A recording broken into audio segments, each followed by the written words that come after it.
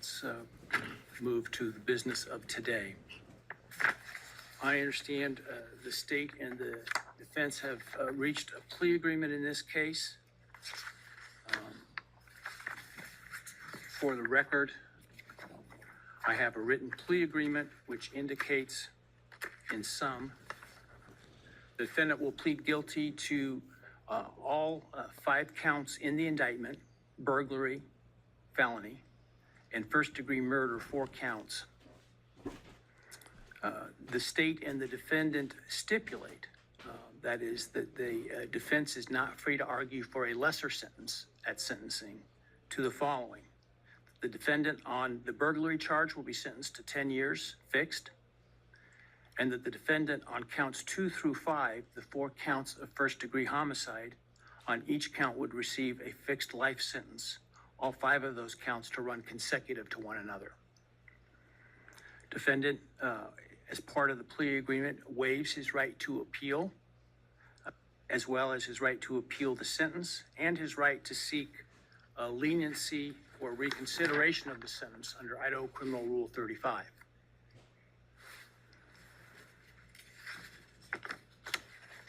This is not a Rule 11 agreement, meaning the court is not bound by the plea agreement and could impose a different lawful sentence at sentencing.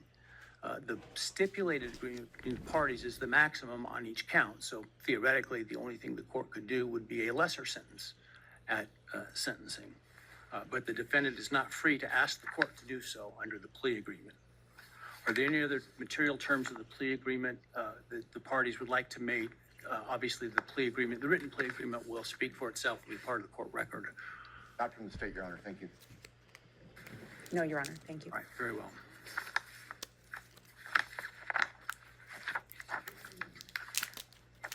All right. Ms. Taylor, have you had sufficient time to discuss this case and all of its ramifications with your client? I have, Your Honor. Have you discussed fully with him his rights, defenses, and possible consequences to him of the guilty plea? Yes, Your Honor. Have you been able to do all the discovery you feel necessary? Yes, Your Honor. And have you informed your client of the importance of providing the court truthful and accurate answers in taking this plea today? I have. Have you apprised your client of any and all offers and counter offers and answered his questions about those? Yes, Do you consent to the entry of the plea today? I do.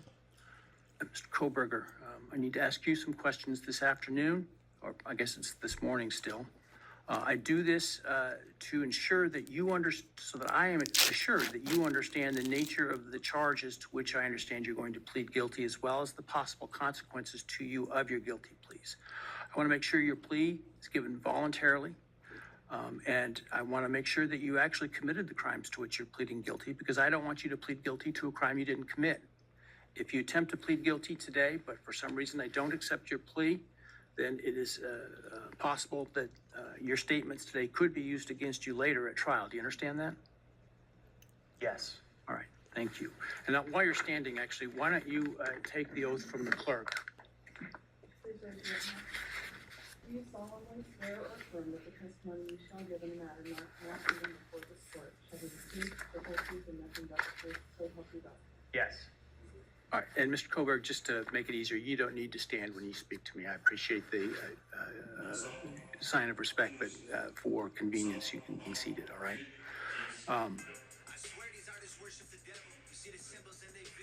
Before I start asking you questions today, have you consumed substantive questions? Let me ask you, have you consumed any alcohol, drug, or other intoxicating substance that would impair your ability to understand or exercise reasonable judgment? No. You feel like you are thinking clearly today? Yes.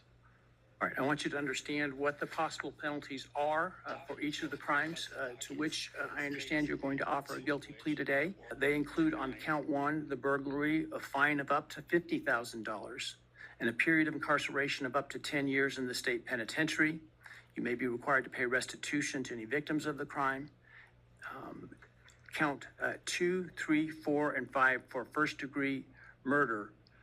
The consequences include a fine of up to $50,000, a period of incarceration of life imprisonment, which is a requirement of a sentence, that it be a life sentence with a mandatory minimum sentence of at least 10 years on each of those counts.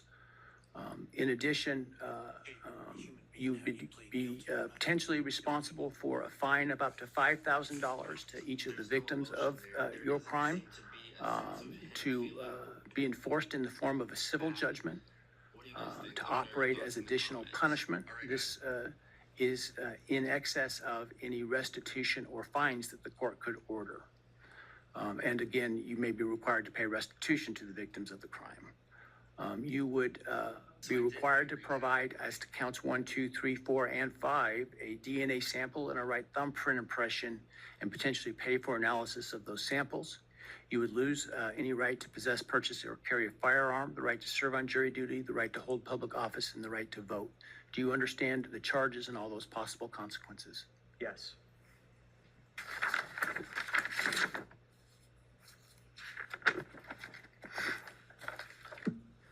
I'm Ami Song, and this is my collection with Lulu in Georgia. If I were to describe my style, I would say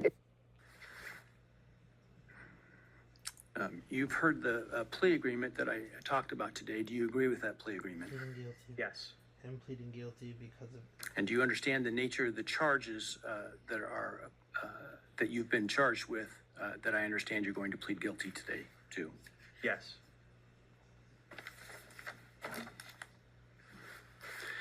As I indicated, I'm not bound by the plea agreement, but the plea agreement is for the maximum on each count.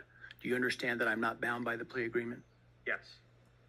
Has anyone promised you that I would be lenient or easy on you if you pled guilty? No. Has anyone threatened you or anyone close to you to get you to plead guilty? No. Has anyone, other than the state's agreements with respect to the plea agreement, has anyone promised you anything in exchange for your plea agreement? No. Has anyone told you to be untruthful in answering my questions today? No. Has anyone offered you a reward of any kind other than the plea agreement in order to get you to plead guilty today? No.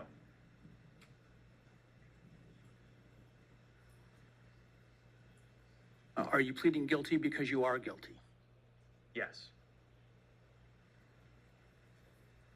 And counsel, obviously there have been a number of motions filed to suppress evidence in this case. Other than those filed, are there any other motions that you felt were available with respect to Rule 12? No, Your Honor. And Mr. Kohberger, you understand that by entering the guilty plea in this case, you would be giving up your right to appeal any decision this court made, as well as your sentence. Yes. Okay, here is picture of the contract in regards to Jordan, and we're gonna go line by line. Have you had enough time to decide whether or not to plead guilty? Yes. Are you pleading guilty freely and voluntarily? Yes. Given your choices, do you believe it's in your best interest to plead guilty? Yes. Have you discussed fully the matter of pleading guilty with your attorney, and are you satisfied with the advice you've received? Yes. Has your attorney advised you to your satisfaction about what your rights are, what your defenses may be, and what the possible consequences to you of your guilty plea are? Yes. Has your attorney done everything you've asked them to do? Yes. Are you satisfied with their representation of you? Yes.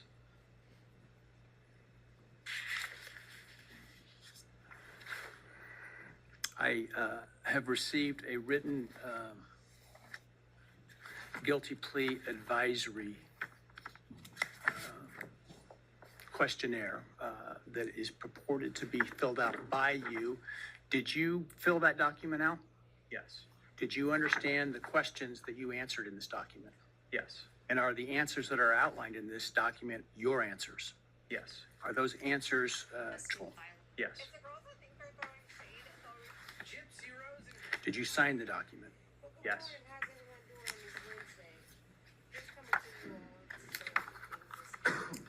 And this document outlines many of the rights that you have in this case.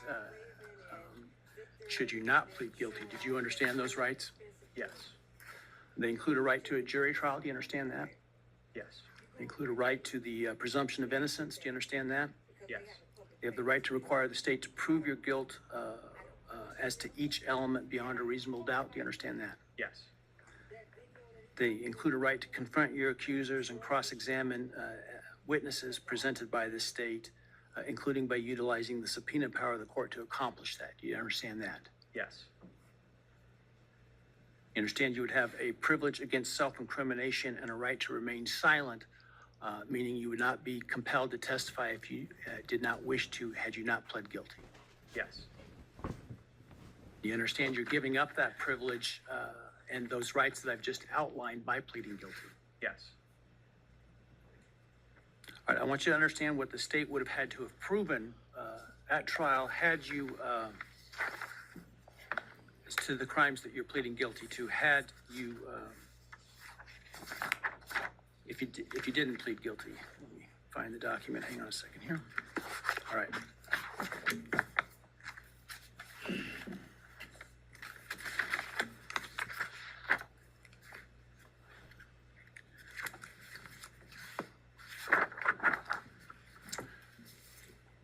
So as to count one burglary, the state would have to have proven that on or about November 13, 2022 in Latah County, Idaho, you unlawfully entered a residence located at 1122 King Road in Moscow, Idaho, with the intent to commit the felony crime of murder. As to count two, the state would have had to have proven that on or about that same date in Latah County, Idaho, you did willfully, unlawfully, deliberately, with premeditation and malice aforethought, kill and murder Madison Mogan, a human being, by stabbing Madison Mogan, from which she died. As to count three, the state would have had to have proven that on that same date in Latah County, at that same address, you did willfully, unlawfully, deliberately, with premeditation and malice aforethought, kill and murder Kaylee Gonzalez, a human being, by stabbing her, from which she died. As to count four, the state would have had to have proven that on or about that same date in Latah County, Idaho, you did willfully, unlawfully, deliberately, with premeditation and malice aforethought, kill and murder Xana Kernodle, a human being, by stabbing her, from which she died. And then as to count five, also murder in the first degree, that on or about November 13th, 2022, in Latah County, Idaho, you did willfully, unlawfully, deliberately, with premeditation and malice aforethought, kill and murder Ethan Chapin, a human being, by stabbing him, from which he died. Do you understand those things the state would have had to have proven? Yes. And do you understand that by pleading guilty, the state no longer has to prove those things because you're admitting those things are true? Yes. What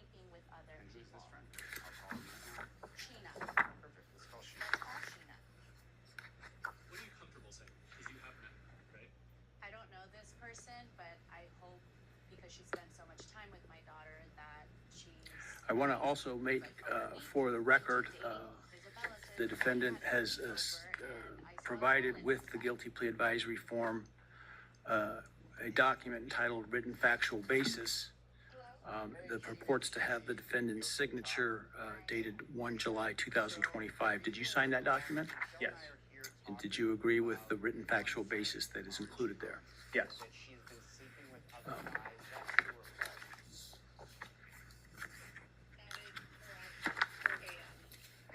And then let me ask you, did you, on November 13th, 2022, enter the residence at 1122 King Road in Moscow, Idaho, with the intent to commit the felony crime of murder? Yes. Did you, on November 13th, 2022, in Latah County, state of Idaho, kill and murder Madison Mogan, a human being? Yes. And did you do that willfully, unlawfully, deliberately, and with premeditation and malice aforethought? Yes. Did you, on or about that same date in Moscow, Idaho, kill and murder Kaylee Gonzalez, a human being? Yes. And did you do that willfully, unlawfully, deliberately, and with premeditation and malice aforethought? Yes. And did you on that same date in Moscow, Idaho, kill and murder Xana Kernodle, a human being? Yes. And did you do that willfully, unlawfully, deliberately, with premeditation and malice aforethought? Yes. And then on or about November 13th, 2022, again in Latah County, Idaho, did you kill and murder Ethan Chapin, a human being? Yes. Did you do that willfully, unlawfully, deliberately, with premeditation and malice aforethought? Yes. I would ask the state at this time to provide its recitation of its factual basis had this case gone to trial. Thank you, Your Honor. Your Honor, the organization of the recitation is different than what I think the court and the public may be familiar with from the probable cause affidavit and other documents. The state's evidence, as an overview, would show that back in March of 2022, when the defendant was residing in his parents' residence or was residing back in Pennsylvania, his home state, he purchased online a K-bar knife and sheath with an Amazon gift card that he had purchased shortly prior to the purchase of the knife, sheath, and sharpener.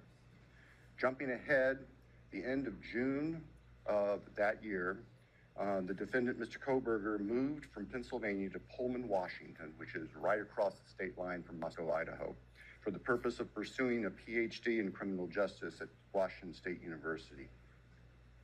The state's evidence would indicate that beginning July 9th of 2022, Mr. Kohbeger's phone began connecting to a cell tower that serves the area of the 1122 King Road residence in Moscow, Idaho. Now, I will acknowledge for the court and all present that there are many residences in that area. It's a dense population of mostly college-related occupants. Between July 9th of 2022 and November 7th, the defendant's phone connected to that particular tower during late night, early morning hours, 10 p.m. to 4 a.m., on approximately 23 times. Now, I will acknowledge also, we do not have evidence that the defendant had direct contact with 1122 or with residents of 1122, but we can put his phone in that area on those times. In the interim, on August 22nd of 2022, Latah County Sheriff's Deputy Darren Duke conducted a traffic stop in the early morning hour or late evening hours, about 11 p.m.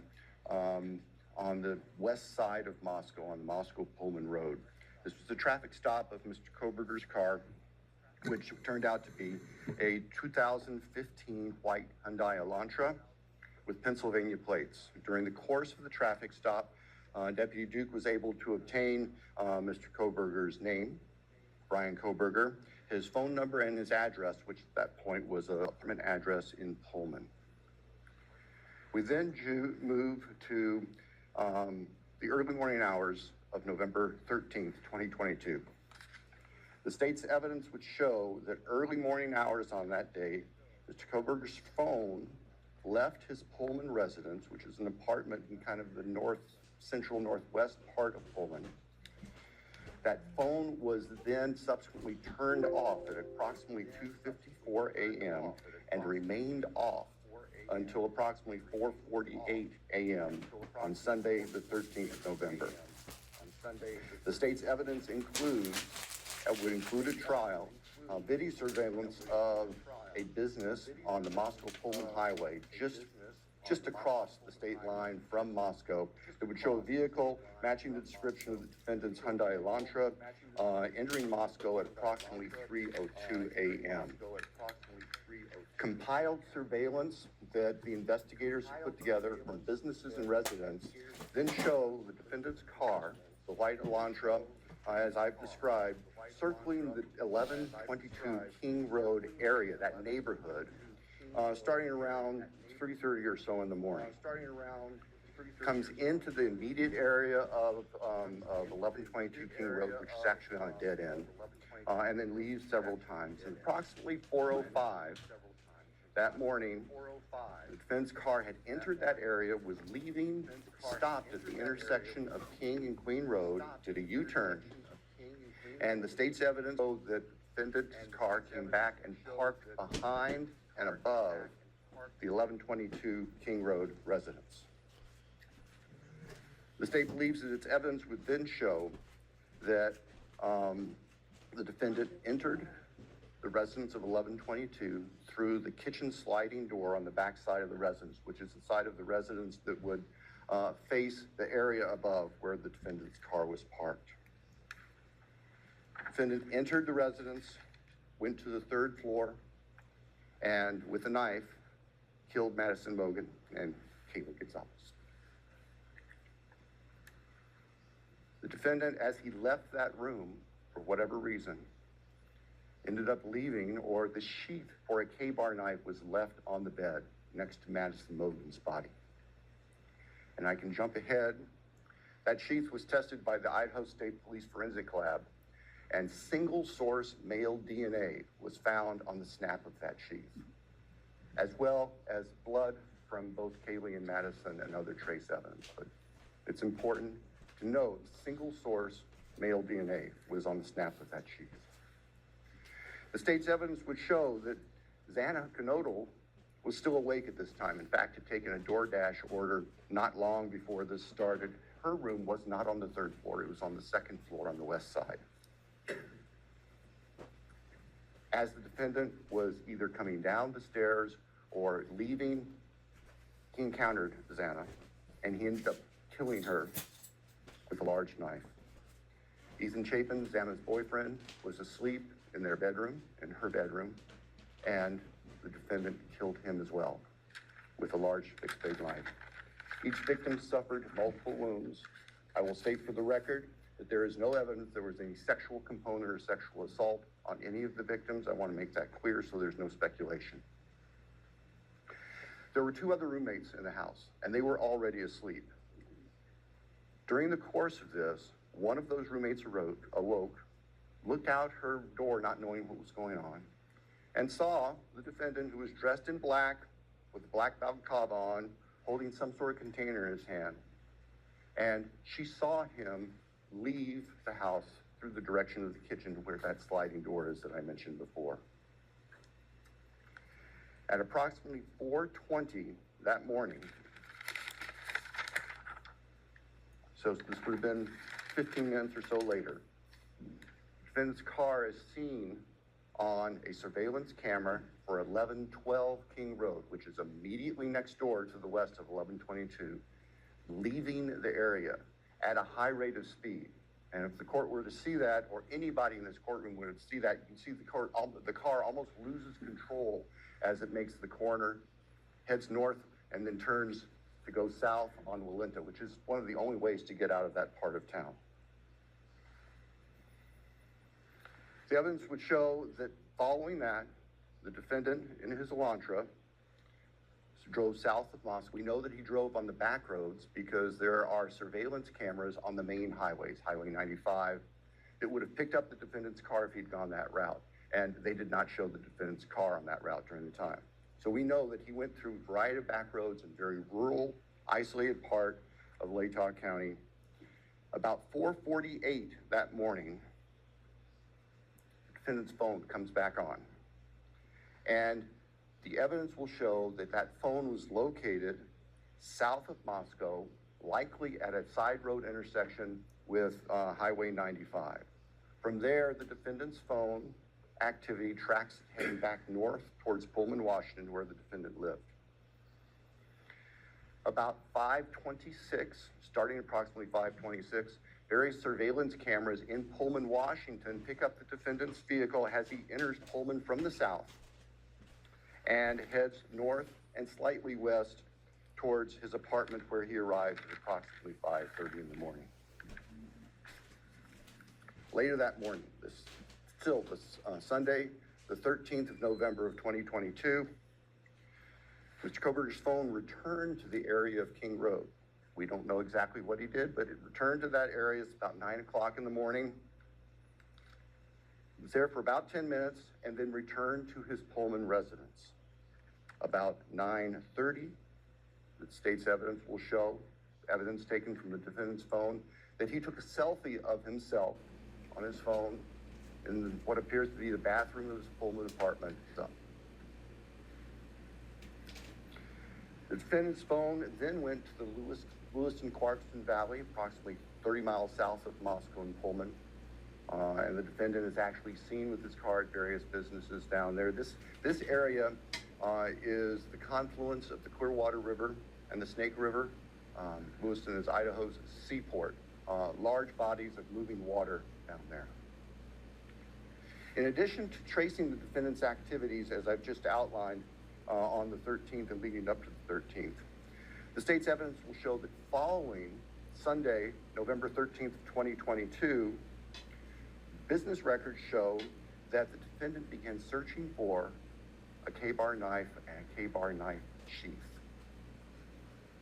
as the state believes, to replace the one that was left at the scene of the murders. The evidence also will suggest that there were at least attempts by the defendant to delete or alter his purchase history on Amazon, where all these transactions had occurred. Later that week, the state's evidence will show that Mr. Kohbeger went to what we would call DMV, motor vehicle licensing here in Idaho, in Pullman, to change his car registration from Pennsylvania to Washington. That's of note because Pennsylvania cars do not require a front license plate. The vehicles seen on the surveillance cameras of the defendant's car showed it didn't have a front license plate on it. At the time of the traffic stop by Deputy Duke in August, it was Pennsylvania license plate.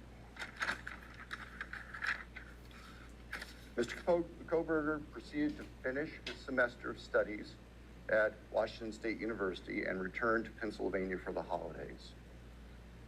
Law enforcement at this point were aware of Mr. Kohbeger, had been accessing information about him, were trying to find him. They located him in Pennsylvania, and they conducted what's called a trash pull. During the nighttime hours, agents of the FBI, who assisted immensely with this case, working with the sanitation department back in this neighborhood in Pennsylvania, took trash that had been set out on the street for collection, sent the contents of that from the Pennsylvania residence of the defendant's parents to the Idaho State Forensic Laboratory, where the lab experts there were able to identify DNA on a Q-tip as coming from the father of the person whose DNA was found on the knife sheath that was next to Madison Logan's body in the bed. Subsequently, an arrest warrant was issued here in Idaho, and a search warrant was issued in the state of Pennsylvania with the assistance not only of the FBI, but the Pennsylvania State Police. Mr. Kohbeger was arrested at his parents' home to return to Idaho.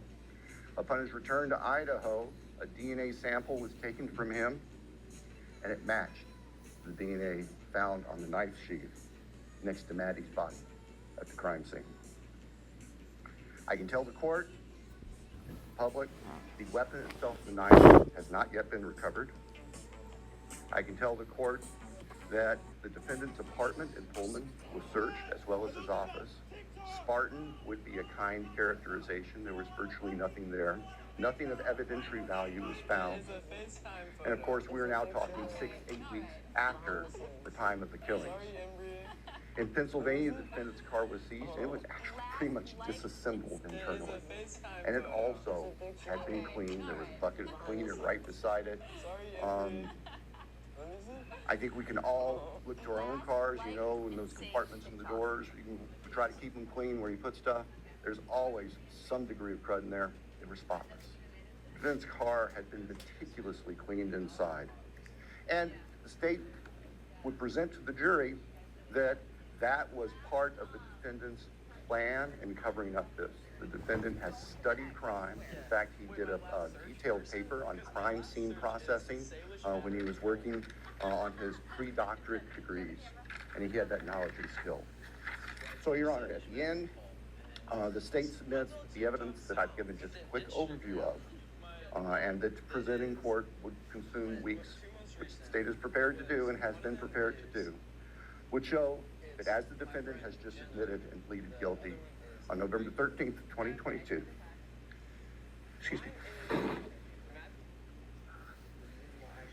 Mr. Kohbeger entered the residence of 1122 King Road in Moscow, Idaho. He did that with the intent to kill. We will not represent that he intended to commit all of the murders that he did that night, but we know that that is what resulted. And that he then killed intentionally, willfully, deliberately, with premeditation, and with malice aforethought, Manny Mogan, Kaylee Gonzalez, Ethan Chapin, and Santa Cruz. Thank you. Thank you.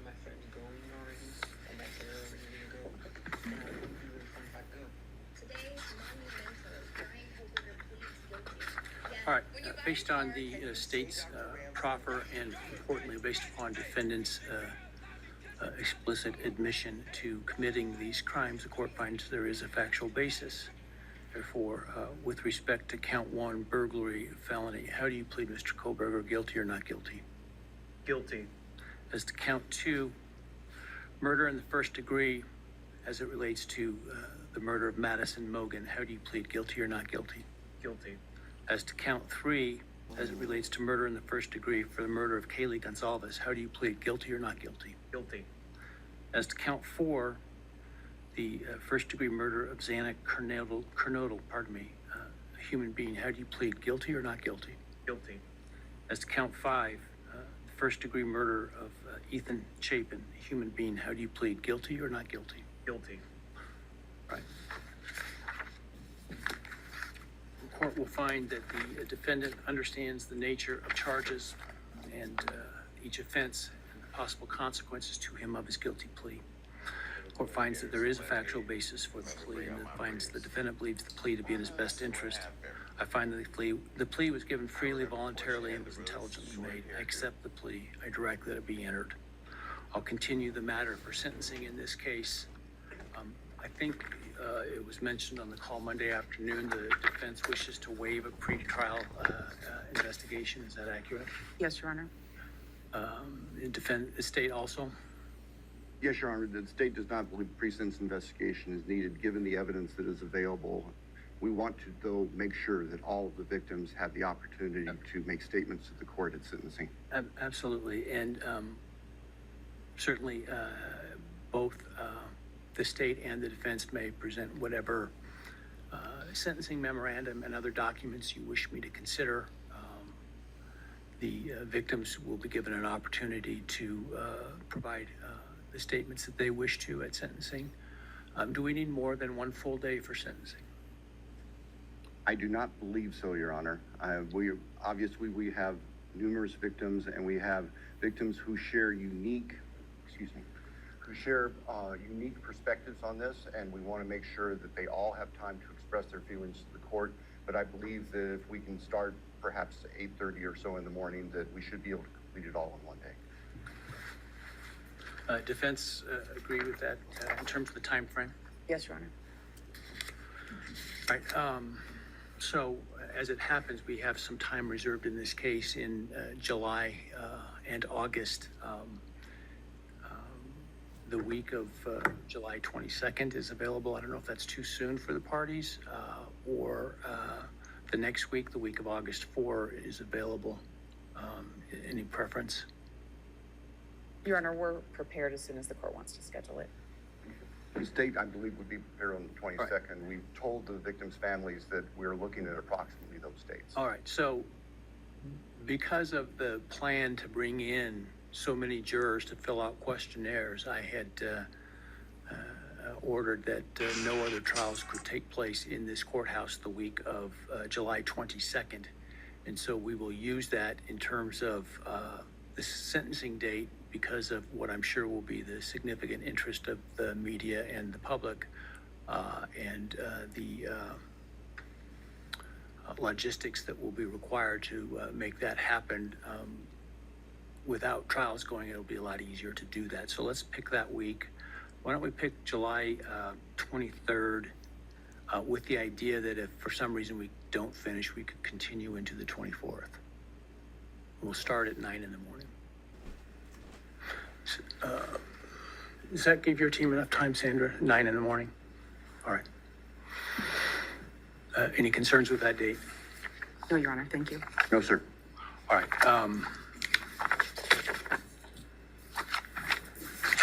Any reason why I should not rescind the non-dissemination order at this time? You're right. I think that given the history of this case, it would be best if that remained in place through sentencing, so we have time to make sure there's the ability to completely answer questions. That would be the state's preference and recommendation. We'd have no objection for the order to remain in place through All right, sentencing. I will, at this point, the idea to keep it until sentencing, which time it would be withdrawn